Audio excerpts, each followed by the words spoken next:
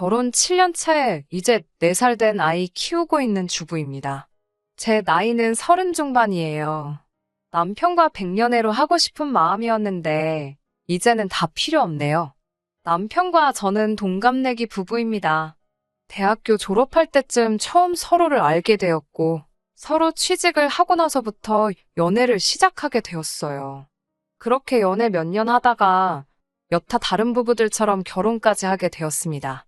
당시 저도 회사를 다니고 있었고 남편하고는 별반 차이 없는 벌이에 평범한 직장 다니고 있었습니다. 출산 예정일 1달 전까지 맞벌이 부부로 일했고 아이 태어나고부터는 전업주부 생활하고 있습니다. 남편이 동갑이다 보니 가끔씩 어른스럽지 못한 부분을 볼 때가 많아요. 결혼했다고 해서 그 어른스럽지 못한 본성을 찍어누를 생각도 없었고 도가 지나치지 않는 한에서 항상 맞춰주려고 노력해왔습니다. 남편한테는 나쁜 버릇이라고 해야 하나? 아무튼 그렇게 알고 지낸 지도 오래고 결혼 생활 한 지도 7년 차니 도합 10년을 넘게 함께 해왔는데 아직도 적응이 안 되는 그런 버릇이 있어요. 팔랑귀라고 해야 할까요? 아무튼 주변의 영향을 너무 쉽게 받는 스타일이에요. 남들 다 하는 거 따라하는 거 가지고 뭐라 하지는 않아요. 아무래도 우리나라는 유행이 빨리빨리 바뀌잖아요.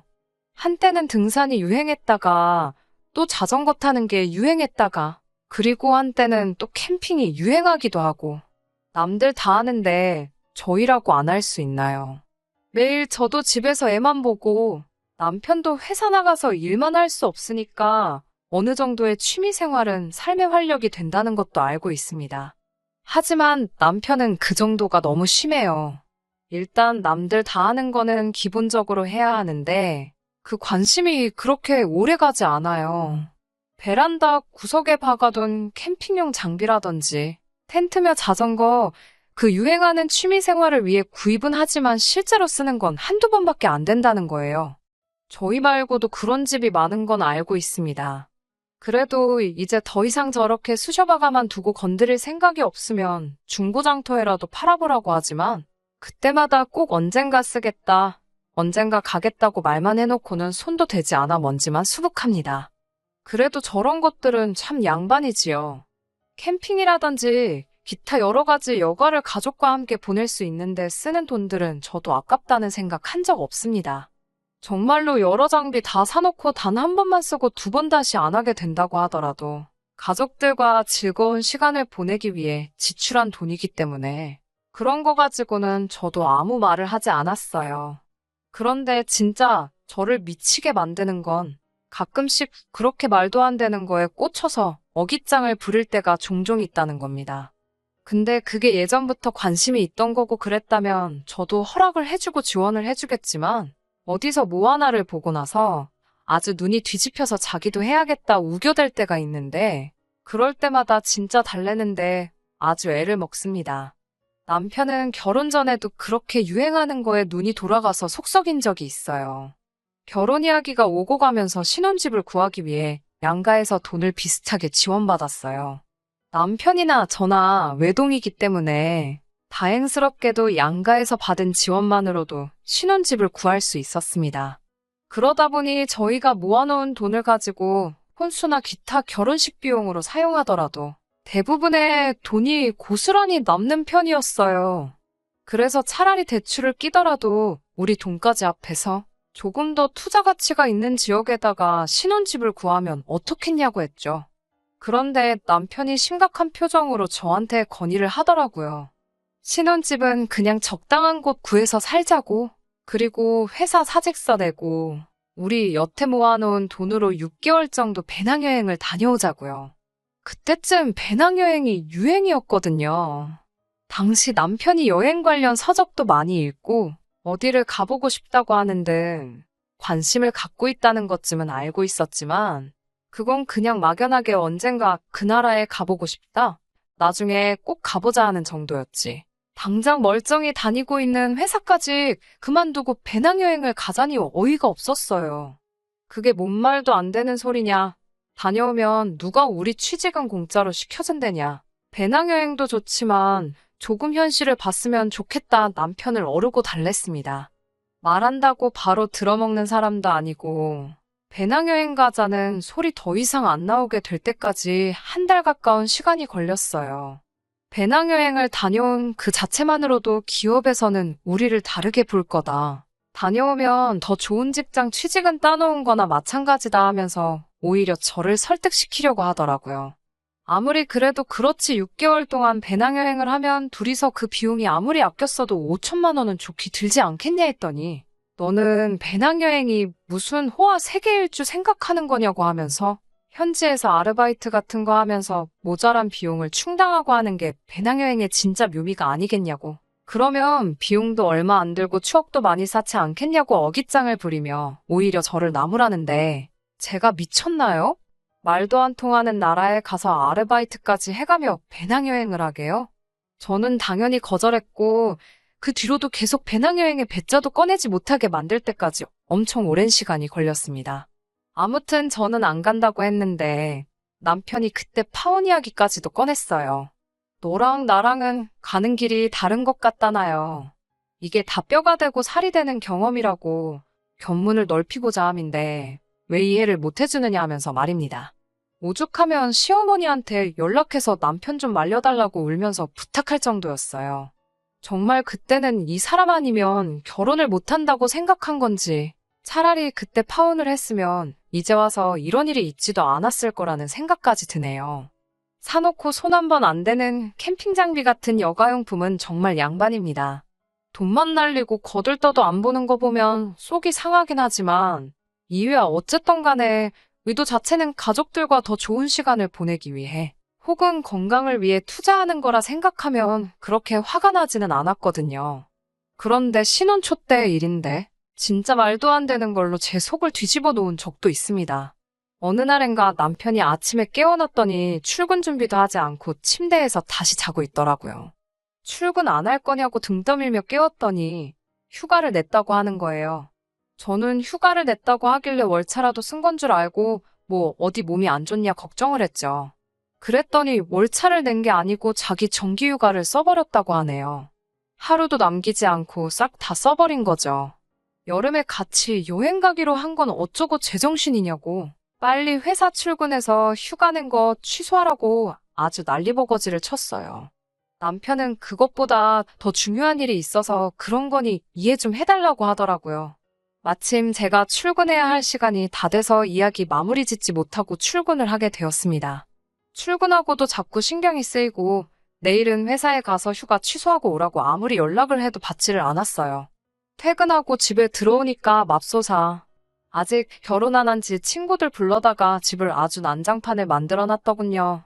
신혼집 리모델링 할 때 꽤 큰 돈 들여서 만든 붙박이장을 뜯어내고 옷방으로 쓰던 방을 개조해서 뭐 집안에다가 무슨 바를 만든 데나 어쩐 데나 하면서 지들끼리 아주 신이 나서 두드려 받고 난리가 났어요.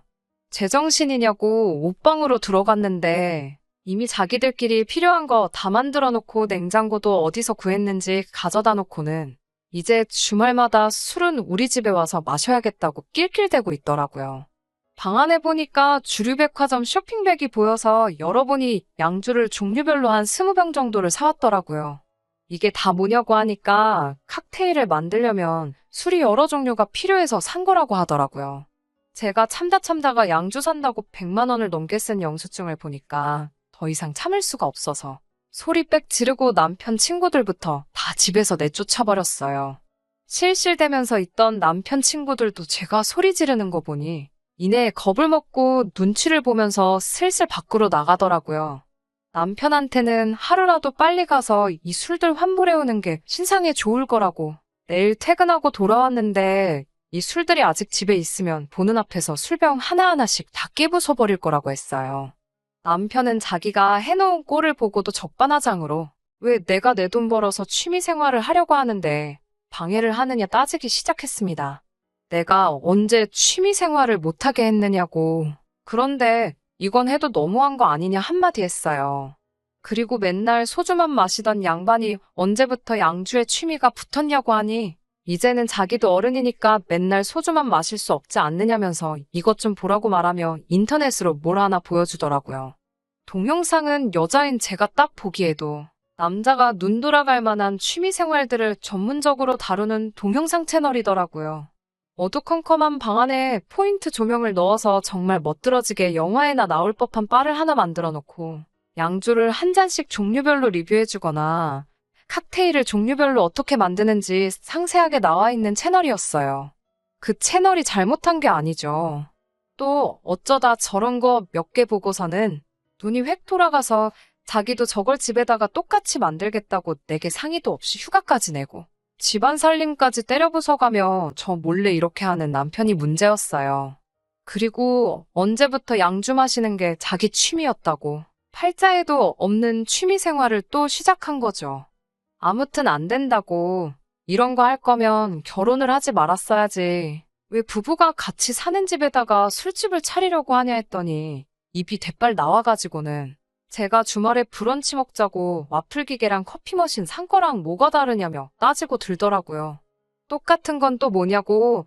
제발 좀 제정신 차리라고. 와플이나 커피는 우리가 우리 결혼 생활을 위해 사용하는 물건인데 집에 친구들 불러서 놀 생각에 집에다가 바를 만드는 거하고 어떻게 똑같을 수가 있냐고 따지니 저도 같이 양주를 마시면 공동을 위한 지출인 거나 마찬가지 아니냐고 하길래 너는 내가 술을 언제 마셨다고 양주 마시는 게 공동의 취미가 될 수 있겠냐고 하니 거품을 물며 기세등등하던 모습은 온데간데 없고 찍소리도 못하더군요. 아무튼 좋은 말로 할 때 친구들 다시 불러서 붙박이장도 다시 설치해놓고 집 난장판 만들어 놓은 거 다 치워놓고 이 값비싼 양주들도 다 환불해오라고 했습니다. 결국 남편은 휴가 다 써버린 걸 취소도 못해서 그렇게 그해 여름에는 어디 여행도 가지를 못했어요. 그나마 다행이라고 생각했던 건 그때 그렇게 한번 크게 내지른 덕분인지 그 뒤에는 저런 허튼 짓은 따로 안 하고 조용히 있더라고요. 양주는 환불했는데 한 병은 꼭 자기가 마셔보고 싶었던 술이라면서 끝까지 환불을 안 했어요. 그러고선 한 잔 마시고 취향이 안 맞았는지 아직도 저희 집 장식장 구석에서 한 잔 먹은 그대로 모셔두고 있습니다. 입에도 맞지 않는 양주 가지고 집에 바를 만드네 어쩌네 해놓고서는 술은 역시 소주라면서 그 뒤로 양주를 입에도 댄 적이 없어요.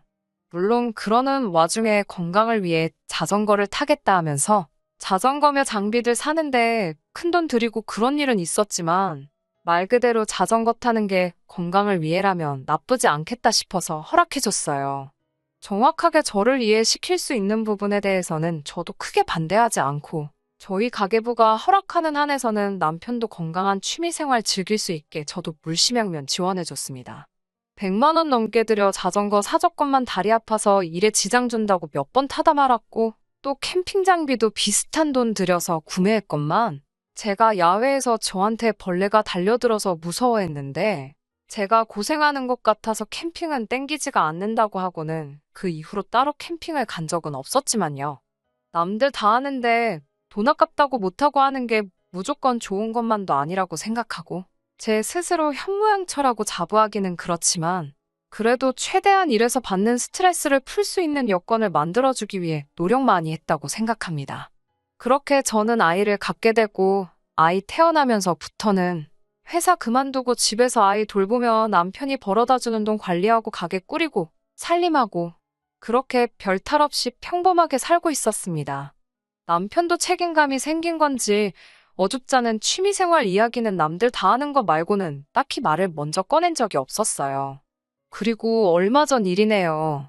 주말 저녁에 술이 땡긴다는 남편을 위해서 이것저것 안주거리 할 만한 것들을 시키고 남편은 소주, 저는 무알콜 맥주에서 아이와 함께 같이 웃고 떠들면서 화기애애한 시간을 보내고 있었어요. 탁 트인 캠핑장 아니어도 집안일, 가족일 회사 이야기나 시사 문제 같이 이것저것 시시콜콜 대화를 나누는 것만도 즐겁더라고요. 그러다 대화가 아이 이야기로 넘어갔는데 남편이 뜬금없이 아이가 다 크면 우리 서로 각자 살아야지 하는 거예요. 그동안 크게 싸우거나 다툰 일도 없고 분위기 좋게 먹고 마시며 이야기하고 있었는데 각자 살자고 하는 말에 순간 망치로 뒤통수를 세게 얻어맞은 듯한 충격을 받았어요. 너무 충격적이다 보니 그 순간에는 말도 제대로 안 나오더라고요. 그리고 평소에도 아이가 다 크면 각자 살 생각을 하고 있었나 하는 생각에 눈물까지 나오려고 하더라고요. 남편은 제 반응을 보더니 대수롭지 않은 척 웃으면서 저한테 말을 하더라고요. 애가 다 크면 자기는 시골에 가서 살고 싶은데 제가 싫다고 했다는 거예요. 말문이 막혀서 제가 언제 시골에서 살기 싫다고 한 적이 있냐 물어보니 예전에 캠핑장 갔다가 보니 벌레도 무서워하는 것 같고 저번에 여행 갔을 때도 한적한 시골 동네 보고 이런 데서 살면 좋겠다고 한 자기 말에 제가 도시까지는 아니어도 이런 데서는 별로 살고 싶지 않다는 식으로 반응을 보였었다고 하는 겁니다. 남편은 애가 다 크면 그때쯤에는 모아놓은 돈 가지고 한적하게 시골에 가서 텃밭 가꾸면서 채소도 직접 기른 걸로 먹고 닭 몇 마리 키워다가 그날그날 신선한 계란도 먹고 그게 바로 신선 노름이 아니겠냐고 자기는 은퇴 후에는 꼭 시골에 가서 살고 싶다고 하는 거예요. 물론 시골 가서 살자고 해도 제가 거절했겠지만 그래도 저랑은 상의 한마디도 없이 제 의사 따위는 물어보지 않고 벌써 노후에 애 독립시키고 자기는 저랑도 떨어져서 혼자서 살겠다는 생각을 했다는 게 참 그렇더라고요. 그 짧은 시간 동안 속으로 저는 남편이 평소에 나한테 그렇게 시달리고 있었나? 하고 싶은 거 못하게 하고 바가지 긁기는 했지만 그래도 벌써부터 각자 살자는 말이 나올 정도로 크게 뭐라고 한 적은 없는 것 같은데 하는 생각부터 애가 이제 겨우 4살인데 벌써부터 각자 살고 싶다는 말을 꺼내다니 싶었습니다. 아이 태어나면서 맞벌이 그만두고 외벌이로 살고 있었는데 제가 일을 안 해서 자기가 번 돈을 가족을 위해 쓰는 게 아까워서 그러는 건가 하는 생각까지 정말 오만 가지 생각이 짧은 시간 동안 다 들었어요. 그러다 정신이 퍼뜩 들어서 아무리 애가 무슨 말하는지 못 알아듣는다지만 그게 지금 애 보는 앞에서 할 소리냐고 따져 물었습니다. 제가 잠깐 충격 먹었다가 성질을 내고 있으니 그제서야 남편은 자기가 큰 실수를 한 걸 깨닫고는 제가 시골이 싫다고 하는 것 같아서 그냥 해본 말이라면서 둘러대더라고요. 그러면서 얼마 전에 TV 프로그램을 하나 봤는데 시골에서 아궁이에 불 피워가며 직접 음식 해먹고 그러는 게 너무 좋아 보여서 해본 소리라고 변명을 하기 시작했습니다. 또 그놈의 못된 팔랑귀가 화근이 된 거였어요. 시골에서 살아본 적도 없는 두 사람이 그냥 의지만으로 텃밭 가꾸면서 지낸다고 사라지겠나요? 당장 혼자서는 가스불도 제대로 못 붙이는 사람이 아궁이에 불을 피워서 밥을 해먹고 살자니 정말 그게 지 입에서 나올 만한 소린가 싶었습니다. 그러면서도 평생 우리 아들과 마누라 위해서 돈 갖다 바치면서 분골셋인 열심히 살겠다고? 제 가까이로 달라붙어서는 장난식으로 아양을 다 떨더라고요. 그 와중에도 자기가 혼자서 돈 벌고 있다고 유세를 부리는 식으로 말을 하니 정말 이제는 인내심의 마지막이 왔다고 생각했어요. 그런데 또 사과한다고 옆에 와서 하는 말이 어차피 나중 가서 다 늙으면 내가 이렇게 말 안 해도 각자 살고 싶어질 거라고. 그게 무슨 엄청 재미있는 농담인 것 마냥 너스레를 떨면서 말하는데 아주 꼴보기가 싫더라고요. 제 옆에서 아양 떨면서 헛소리하던 남편을 그 길로 냅다 발로 걷어차 버렸습니다. 바닥에 처참하게 나자빠진 남편은 쓰러진 채로 저를 올려다보며 이게 뭐 하는 짓이냐고 사과하는데 왜 때리냐고 아주 성질을 내더라고요. 성질 부려서 뭐 어쩔 거냐고 지금 당신 뭐하러 나랑 같이 살고 있냐고 그냥 갈라서자고 했습니다. 보아하니 나랑 헤어지고 싶은가 본데 아이 때문에 애가 다 클 때까지 억지로 내 옆에 붙어서 살 필요 없다고 한마디 했어요. 어차피 애 크고 나서 헤어질 거면 그냥 지금 헤어지자고요. 월급이라고 얼마 벌어오는 거 가지고 쓰고 싶은데 못 쓰게 한다고 유세 부리고 싶었나 본데 내가 일을 할 줄 몰라서 안 하는 줄 아냐고. 아이도 이제 어린이집에 보낼 수 있고 이미 오래전부터 친정어머니께서 아이 돌봐줄 테니 복직하고 싶으면 복직하라는 말씀도 하셨다고 말해줬고 먼저 있던 직장에서도 저한테 가끔씩 연락이 오고 있다는 사실까지도 말해줬습니다. 또 없다고 애랑 내가 굶어 죽을 줄 아냐고. 당장 결혼할 때 배낭여행 안 가고 좋은 집 구해서 집값 오른 것만 가지고도 10년은 놀고 먹을 수 있다고. 재산분할 똑같이 반씩 나눠줄 테니까. 애 다 클 때까지 오래 기다릴 것도 없고 그냥 지금 당장 이혼하자고 했습니다.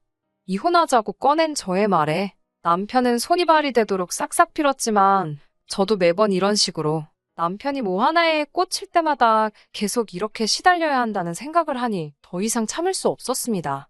한두 번도 아니고 쓸데없는 거에 꽂히면 제가 뜯어말려서 제정신 차리게 만들 수는 있지만 그 과정에서 정신적으로 소비하는 감정이 감당 못할 만큼 커져버렸어요. 아무리 TV에서 본 시골 생활이 좋아 보였다 할지라도 배우자인 저와는 아무런 상의도 없이 이미 미래에 이혼해서 각자 살 계획까지 세웠는데 앞으로는 또 뭘 보고 어떤 돌발 행동을 할지 그 눈치 보면서 살 수도 없는 노릇이라 생각했습니다. 그래서 남편에겐 단호하게 이혼 말고는 다른 방법이 없다. 딱 잘라 말했네요. 부랴부랴 며칠 뒤에 시어머니도 제게 연락해서 애가 아직 철이 덜 들어서 그런 거니 용서해달라고 하셨지만 철이 덜 들었다고 하기에 결코 저희 나이가 어린 나이도 아니지 않느냐. 언제까지 이런 식으로 저 혼자 스트레스 받아가며 살아야 할 이유가 또 있느냐 말씀드렸어요. 아무리 남편이 한 말이 농담이었다고 하더라도 언중유골이라고 자기 혼자 돈 버는데 쓰고 싶은데 못 쓰게 한다고? 이혼까지 생각하고 있는 그 본심이 자기도 모르게 묻어나온 거 아니겠냐고. 지금은 애 때문에 같이 살아주는 거라고 하는 것과 뭐가 다르게 있냐고 말씀드렸어요. 시어머니도 제 말에 틀린 말 하나 없는 거 아시는지 아무 말도 못 하셨지만 그래도 자기 아들 걱정에 이혼하라는 말만큼은 못 하시더라고요. 그래도 저는 이미 마음을 굳힌 상태라 시어머니 설득에도 그냥 이혼 진행했습니다. 반반 결혼하기는 했지만 지금 집은 남편 말대로 배낭여행 다녀왔으면 사지도 못할 집이었으니 법원에서 청구하는 만큼만 남편 몫으로 해주기로 하고 제가 갖기로 했어요. 이혼 과정에서 친정어머니께서 상주하시며 아이를 돌봐주셨고 저는 다시 취직을 할 수 있었고요. 다행스럽게도 양육권 또한 제가 가져올 수 있었습니다. 남편은 아이가 다 클 때까지 양육비를 지급해 주어야 했고요.